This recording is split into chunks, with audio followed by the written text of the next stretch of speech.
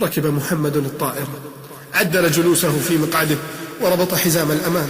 كان نشيطا قويا يحمل قدرا كبيرا من الوسامة الظاهرة، كان بعيدا عن ربه سبحانه وتعالى.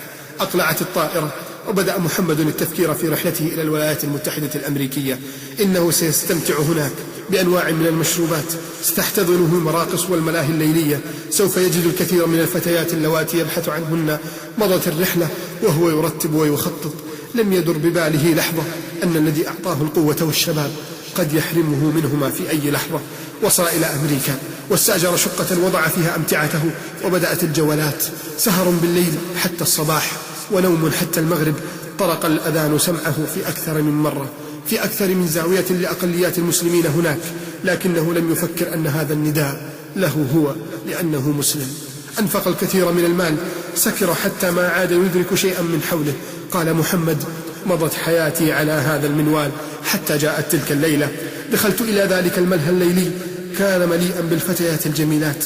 طلبت كأسا وبدأت أرتشف. كنت أعلم أن الله سبحانه حرم الخمر، لكن شهوتي وغروري وحلم ربي كانوا قد أنسوني كل شيء. من بعيد نظرت إلي تلك الفاتنة واقتربت، كانت نظراتها تحمل الحب والغرام. اقتربت أكثر ثم مدت كفها ورمت بجسدها في حضني. صحيح أنني قد عصيت الله كثيرا، لكن شعوري في تلك اللحظة كان مختلفا عن كل مرة. كانت ملامحها تدل على أنها عربية، وفجأة تكلمت بلكنة عربية مكسرة.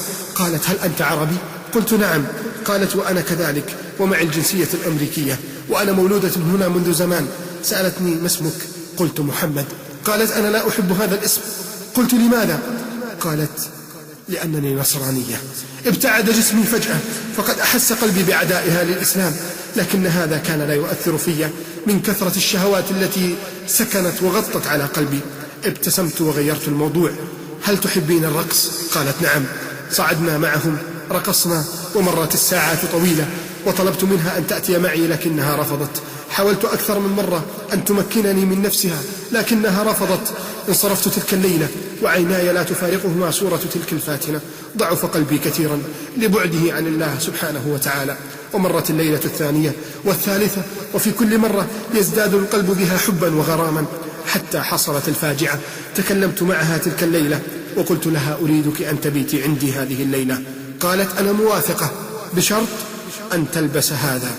وأخرجت من جيبها سلسلة في وسطها صليب صغير. تملكني شعور غريب. صحيح أنني عاص لله، صحيح أنني لا أصلي، صحيح أنني لم أرى والدي من شهور، لكنني مسلم، ولكن حبها فوق كل شيء. أسرعت وأخذت السلسلة وعلقتها في رقبتي كالمأسور، كالسجين، وأنا أبتسم. قالت بتعجب: واه، إنها جميلة عليك، هي هدية مني لك، لكن لا تقابلني إلا وأنت تلبسها. مرت الليالي مع تلك الفاتنة لذيذة جميلة، كان الشيطان يزينها لي. وفي ليلة رفضت المجيء معي، كنت في شدة شوقي إليها. حاولت أن أستعطفها، حاولت إغراءها بالمال. قالت: لا، بصراحة أريدك أن تصبح مسيحي. يا الله، يا الله، وقعت كلماتها على قلبي كالصاعقة. قلت: مستحيل. قالت: وأنا أيضا مستحيل أن أرافقك بعد هذه الليلة. بدأ الشيطان يضحك علي، كان يقول: قل موافق، قل موافق فقط ولا يضرك، قل كفرت بالإسلام ولن يضرك شيء، فستريحك هذه الفتاة. ومضت تلك الليلة وجاء الغد، فإذا هي أكثر إغراء وجمالا. اقتربت مني حتى أصبح وجهها قريبا من وجهي، وقالت: يا قاسي، ألا تحس بالحب؟ ذوبتني تلك الكلمات حتى لقد كدت أسقط. قلت: بلى، وما الذي جعلني أتعذب وأتعلق بك؟ قالت: إذن ما الذي يمنعك من أن تتنصر؟ بل سأوافق على الزواج بك إذا تنصرت. هنا خارت عزيمتي، نسيت كل شيء، نسيت أن اسمي محمد باسم رسول الله صلى الله عليه وسلم. نسيت والدي عندما كان يوقظني وأنا في الابتدائية لصلاة الفجر. نسيت والدتي التي كانت تدعو لي بالهداية حين أدخل إلى المنزل في ساعة متأخرة من الليل. نسيت نفسي، لقد أصبحت عبدا للحب والهوى. ذهبت معها وحلقت رأسي وتنصرت. دخلت الكنيسة لأول مرة، بكيت بدون شعور، كانت دموع الإيمان تهرب من عيني وأنا أدخل من باب الكنيسة. يا الله، بعد هذا العمر الطويل أصبح كافرا، أصبح كافرا، وجزائي ماذا سيكون؟ النار. أين خوفي من الله؟ أين حيائي؟ أين مجدي وعزي بديني؟ لقد مات كل شيء. رجعت بعدها إلى شقتي كالمجنون، كنت أتحسس رأسي الأصلع وأقول لنفسي: ماذا فعلت يا محمد؟ هل تركت دين محمد؟ بدأت أبكي كثيرا، أغلقت باب شقتي وأخذت أغرق في بحر من الدموع. جاء الشيطان ويقول: لا طريق للرجوع يا محمد، لا طريق للرجوع، لقد أصبحت الآن كافرا وستموت على الكفر وستدخل النار. تذكرت جدي عندما كان يؤذن للصلاة، تذكرت مصحفي الذي كان في غرفتي، تذكرت صديقا لي كان يكثر من نصيحتي ويقول: يا محمد احذر من سوء الخاتمة. بدأت أصرخ وأقول: لا يا رب، لا يا رب، لا تقبض روحي الآن، سأعود للإسلام، سأعود للقرآن، سأعود إليك يا رب. دخلت الحمام، ألقيت تلك السلسلة والصليب في المرحاض، اغتسلت وتطهرت وخرجت. لقد شعرت بأن كل ذنوبي زالت من فوق ظهري. قلت ودموعي لا تقف: أشهد أن لا إله إلا الله وأشهد أن محمد رسول الله. يا الله، ما أحلاها من كلمات كانت مفتاح السعادة. يا رب، أنا عائد إليك، أنا عائد إلى الصلاة، أنا عائد إلى بر الوالدين، أنا عائد إلى صلة الأرحام، أنا عائد إلى صوم رمضان، أنا عائد إلى كل ما يرضيك يا رب. ركبت أول طائرة تذهب بي إلى بلدي. كان أول شيء سمعته حين نزلت إلى المطار هو الأذان. خرجت الدموع دون إرادتي. هل ترى سيغفر لي ربي؟